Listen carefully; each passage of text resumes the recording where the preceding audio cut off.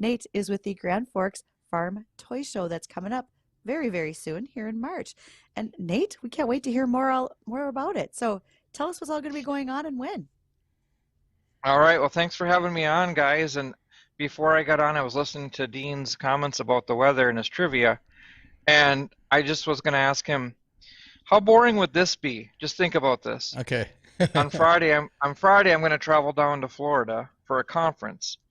And the temperatures down there are going to range from 78 to 87 degrees in the next 7 days with a low of 57 to 63. Now, why are you doing that, Nate? What would you report on every day? It'd be like the same broadcast over and over again. Wouldn't that be a great job?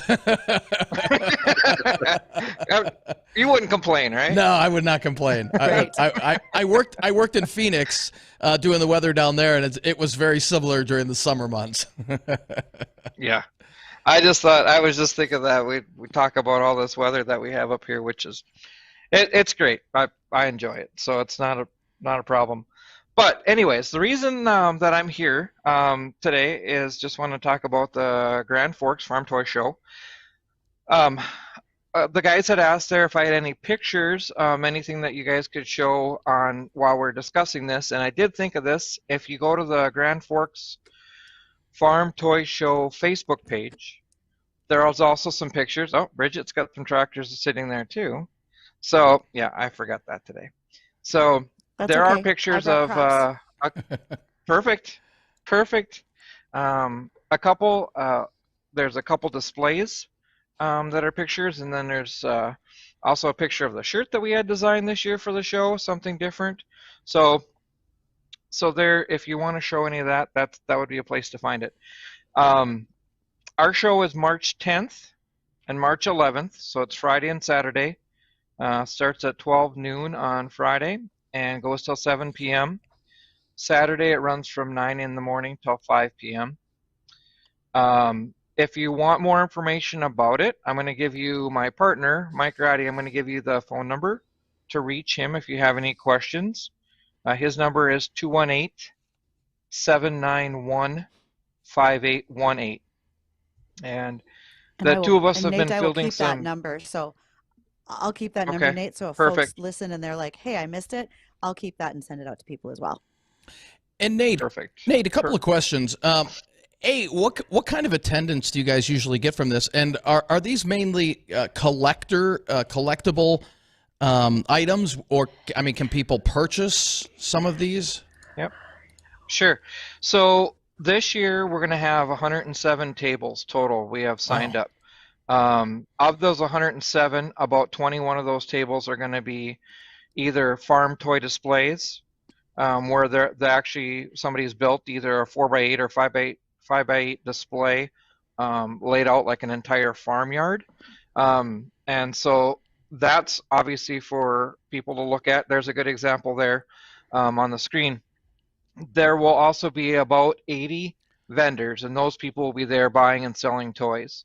With those 20 other tables of, I'll call it featured items, we have a 3D printing company coming that actually manufactures the printers, another gentleman that does 3D printing, and he'll be doing demonstrations. We have a gentleman by the name of Paul Henry from Moorhead, and Paul makes these beautiful model versatile toy tractors and puts tons of hours into those tractors. So he's got lots of custom pieces that he'll bring there just for display and to discuss. The Toy Farmer also will have a booth there, so they'll have information. And then we also decided this year that NDSU is going to have a table there and talk about the Department of Ag Engineering. We're trying to promote for students that might be coming through and looking if they got an interest in agriculture and either the ASM program or Department of Ag Engineering. So they're actually going to be there as well. Kind of fits in with the robotics and farm toy industry. So we got a lot of different things that are going on besides just the vendors that are there and buying and selling toys. Okay, and one of those vendors you mentioned, the Toy Farmer. That's actually a magazine. And for those who might not be Yep. familiar, the Toy Farmer magazine is out of Lemoore, North Dakota. That's a homegrown process. I think they've been publishing since the 80s, Nate. Would that be about right that you've been able to subscribe to the Toy 1978 is Farmer? when they started the newsletter. 1978. Yep. Okay. Yep. It was And black and white up until January of 1986, and then they went to a color magazine. and they have a museum down at Lemoore if you wanted to tour that as well. Yeah, they have a museum now. I know that they're closing. I don't know if it's completely closed, but they did have an auction and they sold some of the things. And Kathy's just decided to kind of um, just close a few things up. So that's what's happened Hmm. there. Speaking of toy museums, there is a newer toy museum. Actually, last year in January, it and out in Carpio, North Dakota, which is just north of Minot, between Hmm. Minot and Kenmare. Three individuals bought a 30 by 60 building out of Kenmare, had it hauled 25 miles down to Carpio, set it up down there, bought the lot, put it up, and that toy museum has about 7,000 toys in it, and they continue to increase. So we were there last year and got a chance to go to the grand opening, which they had that right after or during the Minot Farm Toy Show.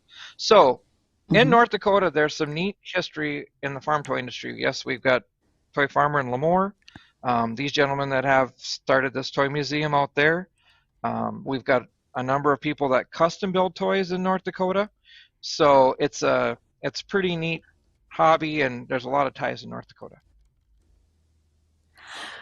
Okay, I'm looking at the museum that's out there by Carpio. I'm scrolling through because we all are just, internet addicts, right? And it's amazing how many toys they have got. And they've got custom, they have special editions. I can see some here that are John Deere. They're plated in gold. So Yep. this is pretty neat Yeah. that all of these toys are out there because we think about farm toys for kids that are just going to carpet farm, but this is a huge adult hobby as well. There's so many collectibles that bring back memories, right, Nate? Yeah. Oh, absolutely. There's a lot of that. As far as from a collector standpoint, I've watched a few auctions just here in the last few months, and there was a custom piece of tillage equipment, 1/16 scale, and it brought over $11,000 when it sold in the auction. It's amazing what some of these pieces and these collectors, there are some high-end collectors that have invested money into it. We've seen more and more of that here recently. We've even noticed that the toy shows themselves have had an increase in attendance. Um, we were out in Minot at the end of January. I believe there was about 80 tables of vendors out there, and the attendance was great. I went up to Langdon to their show a couple weeks ago. They had like 400 people come through the show. So I know I talked to some people down in Buffalo, Minnesota.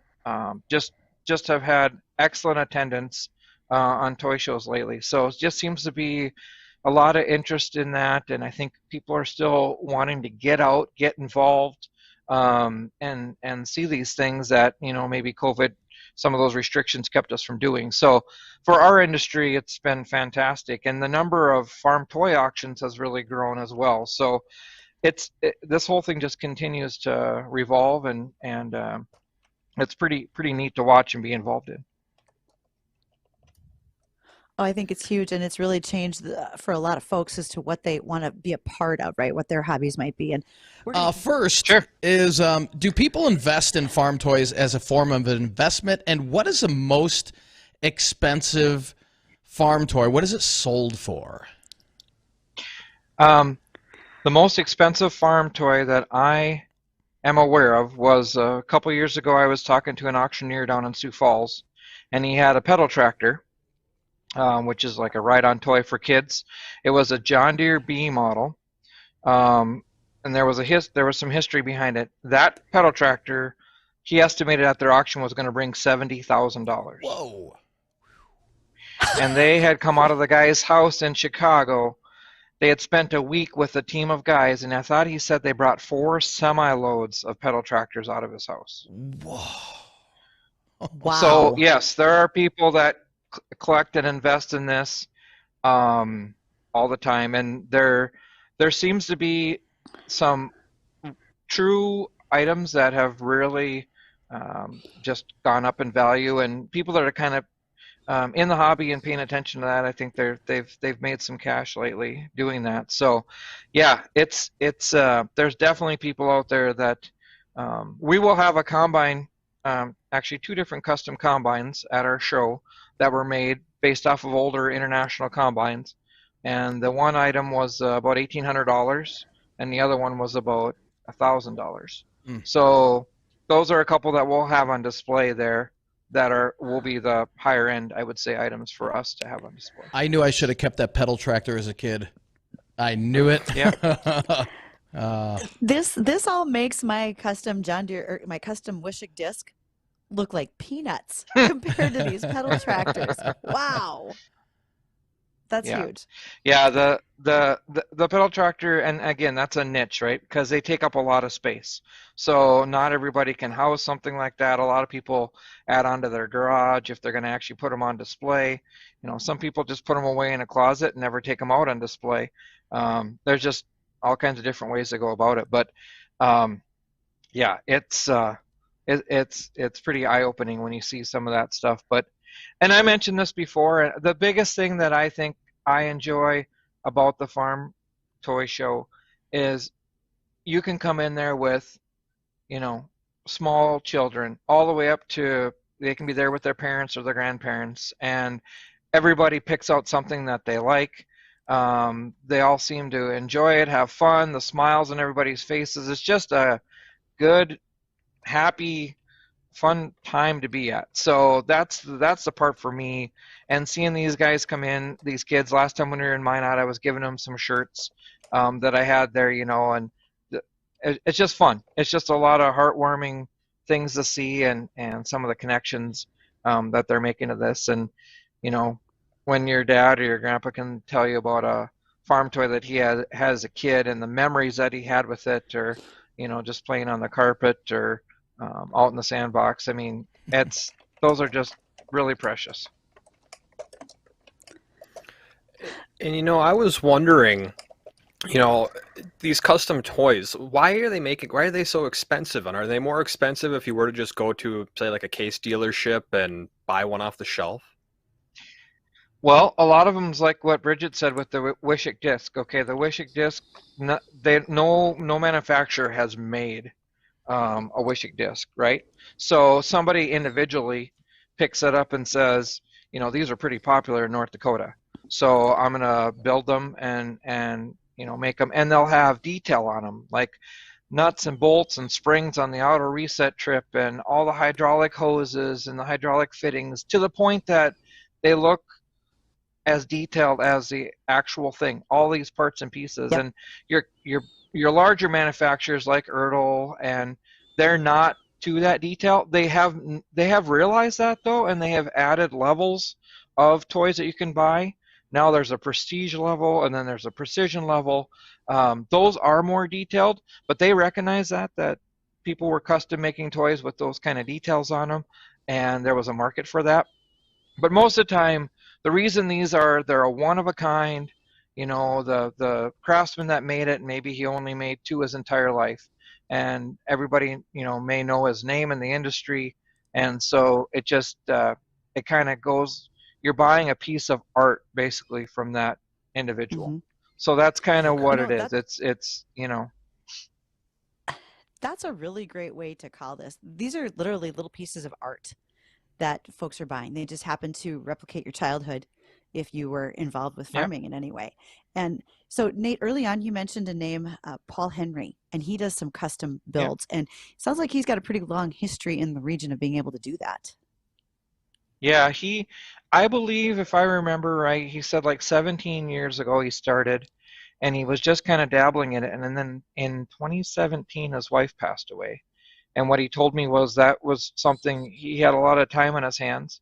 So then he really kind of dived into it and spent some time, and he had built a couple trucks that he had there, and then he had also, and I mean there's sand cast items in these trucks, individual pieces that were cast, and then he glues them, and he puts them together and puts them like parts of the engine into the truck, and then he builds the frame of the truck, and then he adds the wheels and the axles and the steering wheel and the interior, and it's just one. And when you look at this and he shows it to you and the pride that he has, I mean, we were so excited to have him come back again this year because he's got these really nice display cabinets that he's got everything set up, and just to listen to him and talk about it and the enjoyment that he has with that. So it's for him being somebody local like that I didn't really know existed till last year, and then I had looked back in the Toy Farmer and actually done an article about him, but he's really kind of specialized in these trucks and these versatile tractors, but it's just amazing. It's fascinating the work and the detail they go into because you're right. I have some of those custom builds, and I mean, we're talking right down to the mini jack stands and the tiny hitch pins go along with these. They Yep. are such attention to detail that when you put them in those farm scenes, like we showed earlier, those are some pictures that you had, Nate. They look wildly realistic. We're talking, you know, Yep. they're actually moving grain on the augers and in the bins. They've got great little trees and people, and it can be anything that you recall working in the farmyard, in a field. One that you had that we showed on our live stream earlier was actually a tractor pull. Or little tractors pulling each other. It was excellent. So, Yeah. what's your favorite part of doing this, Nate, of putting together a show or putting together a display?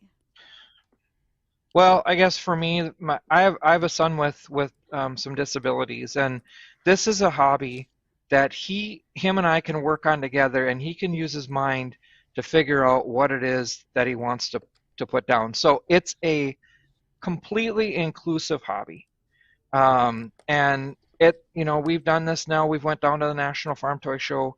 I believe he's been there 4 times, and he really doesn't, it doesn't matter to him if he places and comes home with a trophy. He's just there because he enjoys it. And all the kids that come up and talk to him about what he's done, and we tell him, this isn't, a lot of these things we bought from Menards. We went and got sandpaper, and we cut the sandpaper out to make roads. And then the mom and dad kind of sit there and they shake their head and they go, oh, yeah, we could do this at home. Like that picture that's shown there, we sprinkled some gravel on top of sandpaper. You can get some cool textured paint at Menards. It just all kinds of levels of things. So for me, it's the inclusiveness of having everybody, in the hobby and getting together. And I mean, I started with farm toys when I was a kid, and my parents, we actually had a trailer house fire, and everything was lost except I had these toys lined up underneath this bed, and the heavy mattress of the bed saved the toys. I still have those toys. I mean, just memories like that, things that you have, or time with your cousins, spent with your cousins. So I guess to me, it's just the reminiscing and all the good people that you meet.